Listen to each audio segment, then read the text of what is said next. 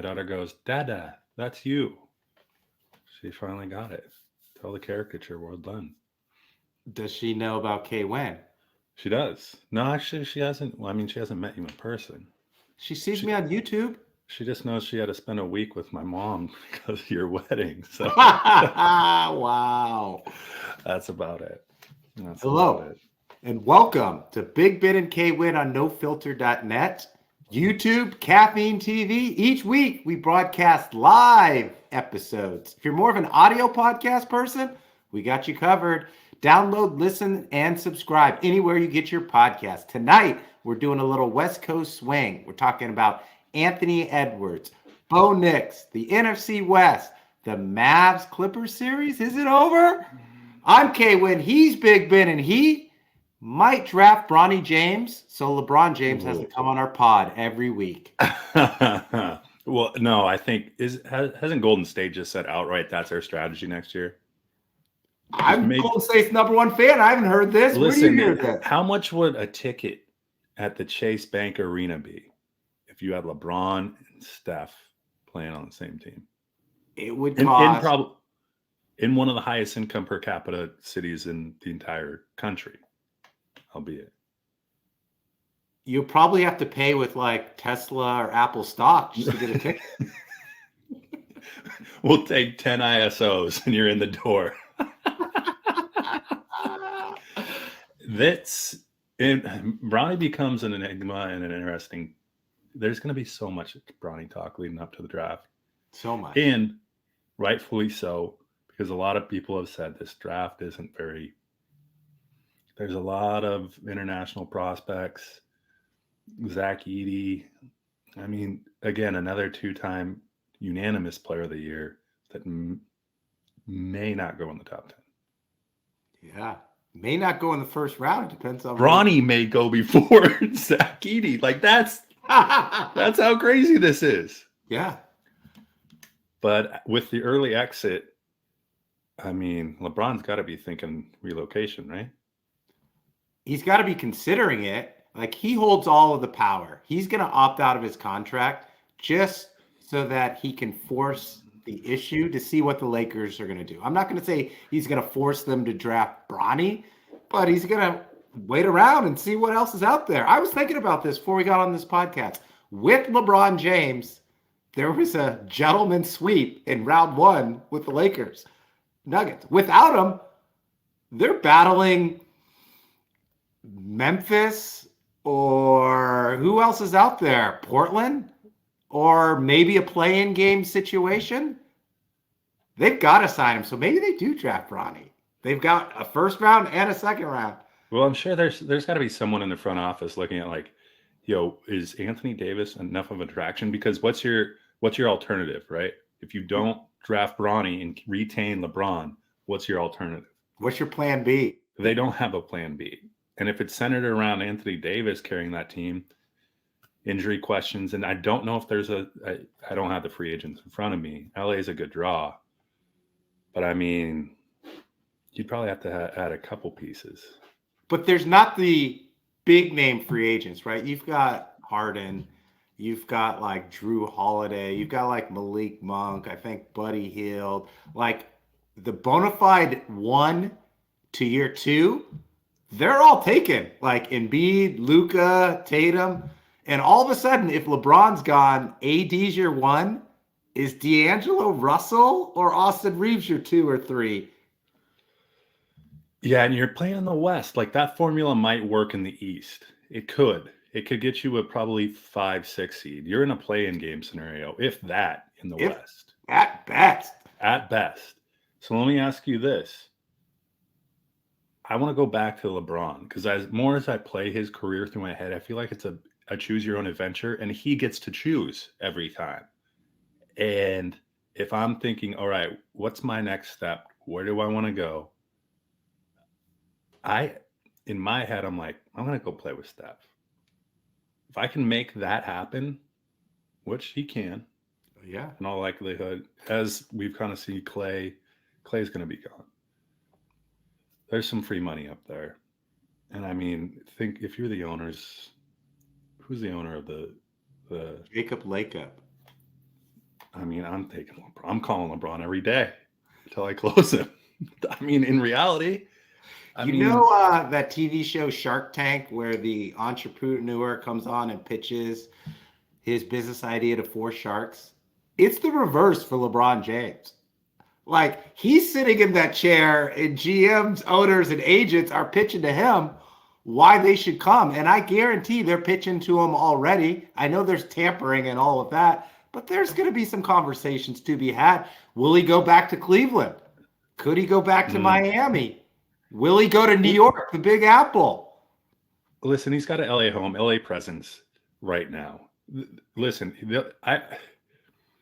if you're Golden State, you give him the keys to the jet, whatever he needs, feel comfortable. It's not too far for Bronny family. You're on the West Coast. I guess it will be telling if he sneaks a peek at going back to Cleveland or Miami. But I think he likes his presence here on the West Coast in LA. I agree. It's the Hollywood media capital of the world. And what is LeBron going to do? He's got Bron Studios. Exactly. He's got Bron Studios. He's got a lot more connections. The West Coast is more his style, in my opinion. I mean, he's not a big golfer, right? Or else Miami might be. I like the idea, and it's already been referenced in like Golden State Warrior land that LeBron is coming. Wow, I love it. All right, and continue on the West Coast swing. I want to start it off with Anthony Edwards. Wait. Are we adopting Minnesota now in the West Coast? Yes, 100%. Okay. We've dipped into Houston before, so I think that's equal distance. The new face of the NBA, Anthony Edwards. Here's my question to you, Big Ben. Is he a top 10 player? He's got cachet right now. If you're familiar with the term cachet, it's how can you not talk about him as a top 10 player right now? There's no way you can. You reference a gentleman sweep. And I mean, you look around that team, it's Karl Anthony Towns only got him so far. Rudy Gobert's not 1A or 1B even on the offensive end. So yeah, he's a top 10 player. I mean, I feel like the next era of players, Trae Young, Luka Doncic, and then all of a sudden Anthony Edwards is kind of meandered into that conversation, either smushed between those two, right below Doncic and above Trae Young, or potentially on par with Doncic right now. Yeah. I was going through the list in no order. You got Jokic, Embiid, Tatum, LeBron, KD, Steph, Shea, Giannis. I think that's 9 right there. He's top 10. And the way that Embiid is playing, as Embiid's going to get knocked out of the playoffs, Giannis isn't even playing. Anthony Edwards, by the end of this playoff, here's my hot take, is a top 5 player going into next year. And the face of the NBA is going to be between Anthony Edwards and Wemby for the next 5 to 10 years. Is there someone else you would rather draft than Anthony Here's where I Edwards? think you're wrong. So this year, now we all know if and the NBA has enough tape on you and you're not that great, they'll figure out a way to exploit you, right? Whatever way that may be. He's got cachet now. Now, does he sustain it next year? That's the question. Like, and I think you picked that up the first 10 to 12 games. If I guess, was it flash in the pan, or is he as good as we've seen? There's something to be said about, when everything's going right, it seems like everything's going right. But when people are gunning for you, which they are now and they will next year, and there's a scouting report, bigger scouting report, how are you going to adapt? But I'm using what he did against the Suns, who play very little defense. Against the Suns. In his career, he's rebounding, he's making assists, he's making other players better. He did some of that in the regular season. He's doing a lot more in the postseason. Yeah, he's got, I don't know. And he's going to play for Team USA this summer. Look out, LeBron and KD. There's a new general. Remember when Jordan played? Wow, this is bold. Remember when Jordan was on the dream team with Magic, Bird, and like Ewing, and then all of a sudden Jordan rose to the top and then parlayed his career next? That is Anthony Edwards. Second hot take. Anthony Edwards ends up with more rings than Steph. I'm all in. Whoa! I thought you were going to say gold medals. Like, No. more in Minnesota. I didn't say where he's going to get them.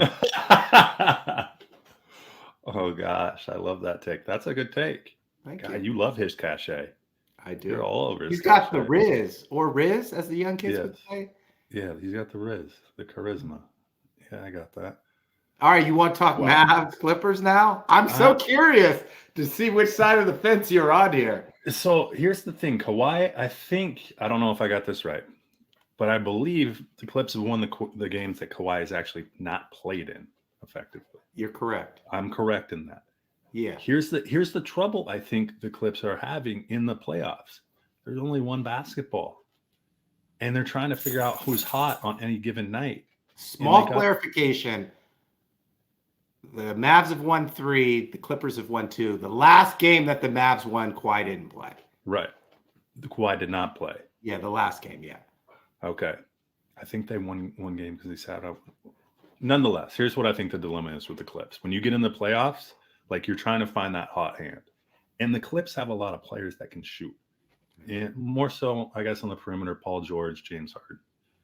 But we were trying to figure out, then how do you get Kawhi into the game? You know, because what I see with Kawhi is if he's going well on the offensive end, he'll go well on the defensive end. It's kind of parallels itself. The Mavs, on the other hand, you know who's shooting. Oh, yeah. You know who's shooting. And even when the Mavs lost that, I think it was game 4. Am I right there? Yeah. Yeah, because it was 2-2 going into game 5, yeah. Yeah, and even Doncic came out. He's like, I didn't step it up. But he scored 29 points that game. Mm-hmm. Kyrie had like 35. So you know who's getting the ball there. And it almost plays better for the Mavs than trying to appease too many players on the Clips. Like, it's too little, too late. I don't know. Mavs have momentum off, obviously. But I tomorrow night, Friday night, game 6. I don't know. Dallas, who do you got? Gosh, I would love to see Ballmer courtside and Mark Cuban courtside sitting next to each other. That's all. That's really what I want. Because this is a business. Like, at this point, if the Mavs win, Cuban was betting kind of on this downturn, not necessarily of his team, but of the NBA and the overall opportunity financially. But Ballmer's just building a $2 billion arena not far, in Los Angeles. A team that exits in the first round with 4 All-Stars, that's not gonna draw many season ticket holders, right? So I would love to see. There's nothing better than what's the 2 best birds in sports? K1. Game 7. I want the Clips. I want to see it to go to game 7. But you brought up a good point. It's a small thing, but it's a big thing. When all of a sudden your option 2A and 2B, like Paul George and James Harden were all year, because Kawhi was the lead guy. And then when he's out, you got to change your game. And then when he's in, you got to adjust it. And I just don't think they will be able to show up in a big-time game, big-time situation, a big-time way. They don't call him Playoff P for nothing. We don't have a nickname from James, but we know how he plays when the game's on the line later in the year. I don't have a whole lot of confidence in the Clippers. I think the Mavs are going to continue to do what they do. Luka, Kyrie. Let's do this dance. Luka, Kyrie. And if you come out and we get to the lane, Lob City, Lob City. That's all they do. ISO ball, Lob City, 3-pointers. It's simple. It's easy. And that's what the Mavs are going to give a lot of the Clippers in game 6. You go back to kind of on this take of the Clippers too. You go back to when they had Chris Paul and DeAndre Jordan, Blake Griffin. They almost play similar to the Mavs right now, in a sense. But I want to see game 7 just to see, because there is a lot riding on it. Like, do you blow it up if you're the Clips at the end of the season? And if you do, like, what is you like with the new arena? Like, you have to figure something out. If you're the Mavs, you're playing with house money a little bit this year. But yet Kyrie is playing phenomenally. Doncic is Doncic. Like, he's going to be one of the top 5 players in the NBA, bar none, the next 5 years. And the Mavs have gotten bigger and more athletic. The one knock on Luka and Kyrie is they don't play defense. But what you're seeing is a lot of effort on the defensive end, which you don't see that in some of the other NBA stars out there. And even though they're giving effort and maybe not be the best wing or perimeter player to lock someone down, they've got two big guys in the key that can prevent mistakes or help take care of business if there is a mistake. Yeah, I'm just picturing Ballmer in the locker room if it's an early exit by the Clips, where you got Paul George, you got Westbrook, you got Harden, and you got Kawhi all pointing at each other as to why they had a first round exit, because it literally is that. Like, I think there's too many players on that team for the ball to go around. There's not one player that's prominent enough where, I don't know, Paul George hit that fadeaway. That's nice, but game 7. Let's get to game 7. Here's what they're going to do. They're going to lose game 6 going into the Intuit Dome next year. Harden's a free agent. You did great, but we need something else. We need Damian Lillard. Lillard will be in Cancun here in a minute, and him and Giannis aren't eye to eye. Doc is gone. Milwaukee's going to have to blow it up. Dame to the Clippers. God, wasn't Dame's infamous? No, that wasn't against OKC. Dame always killed the Clips. Oh, yeah, that's right. He doesn't get along with Paul George, so maybe that trade. I'll recant that trade. All right, let's go to the NFL draft and the quarterbacks, because I have a theory for you. Let's hear You wanted to talk Bo Nix? I do. So the Broncos have been trying to fill their starting quarterback position ever since Peyton left in 2015. They can't find QB1. And so I want to play a little game. I'm going to name some quarterbacks. You're going to tell me, did they start for Denver or did they not? Are you ready? Yes. Trevor Siemian. Yes. 2015 started 24 games. Chase Daniel. No. Ooh, he did not. Chad Henne. No. Wow, you're good. Paxton Lynch. Yes. 2016 from Memphis started 4 out of 5 games. Joe Flacco. He did. Flacco did. Traded in 2019, started 9 games before he was on IR. I feel like Brandon Allen. Yes. Brandon Allen After did. Flacco. Blaine Gabbert. Yeah, he had like a couple spot starts. No, he did not. I tricked you on that. Brett Rippin.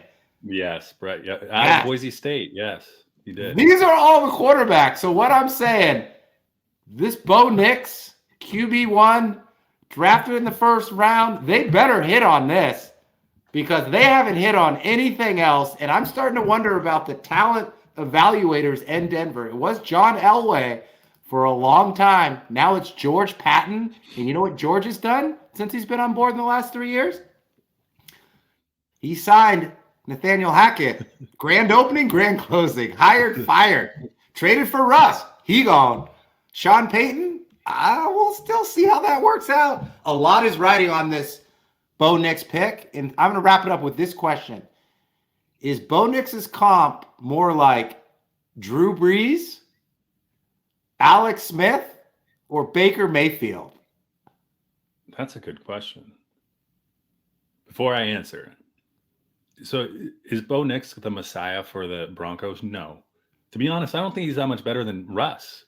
The Broncos are going out here saying they would have drafted him first after all. Oh, of course you are. Number one on their board. Yes. He's the thing. Drew Brees. The talent evaluators. Oh, the one that we really wanted, right? Well, it's all relative because you knew you weren't going to get the top 5 quarterbacks where you were. So this was the sexiest option. And Bo Nix, it's this quarterback class, it's simple. It's supply and demand. There was a ton of demand and there was a decent amount of supply. Now, that supply gets a little nicer, looks a little bit better. His arm strength's a little more when you're sitting in that back half in the 13s, 14s, 15s. And this is exactly what happened to Denver. Bo Nix, I'll first throw this out there. The Seahawks signed Sam Howell this offseason. There are even people who say Sam Howell was better than every quarterback in this last draft except one, Caleb Williams. So everything is relative in the NFL. Yeah. Like, were these guys good? Jaden Daniels, Heisman winner. That's some clout, right? Uh, who else did you have go high? Penix. Like, that was a reach, right? That probably doesn't happen. That's an anomaly. All of a sudden, Penix gets drafted. Bo Nix gets drafted a little bit sooner. Like, everything happened just.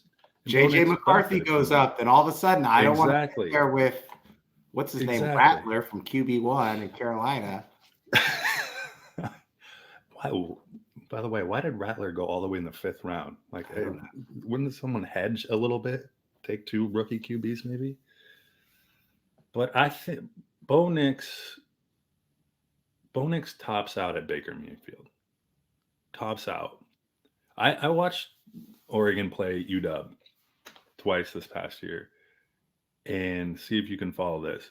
Oregon had the most talent on the field, but UW was the most talented. Does that make sense? Like, Oregon had a better roster up and down, but UW had the better talent of the players. Exactly. Mainly at wide receivers. So UW's wide receivers, I think all 3 starters went in the first 3 rounds. Like, that's pretty remarkable as it is.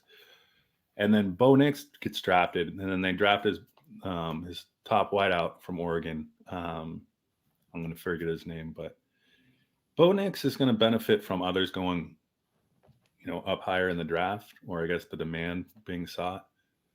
But I don't know if Bo Nix is better than what you had last year in Russ. I don't. I don't either. I don't. I think he'll be a good quarterback, but I think he's closer to a Baker Mayfield. Brett Rippins is high, or Baker Mayfield is high. Brett Rippins is low. And right now he's like here. Like, you're not getting too far away from Brett Rippin with that draft pick. I don't know. I'm very interested to see what this quarterback class does. Yeah. Like, going back to the 83 class, this is the first time I think 6 quarterbacks have gone in the first round, first 15. Bo Nix was the last of them. And I think it was just a Hail Mary for, what are you going to sell your season ticket holders on if you're Denver? Who's your quarterback going into the season?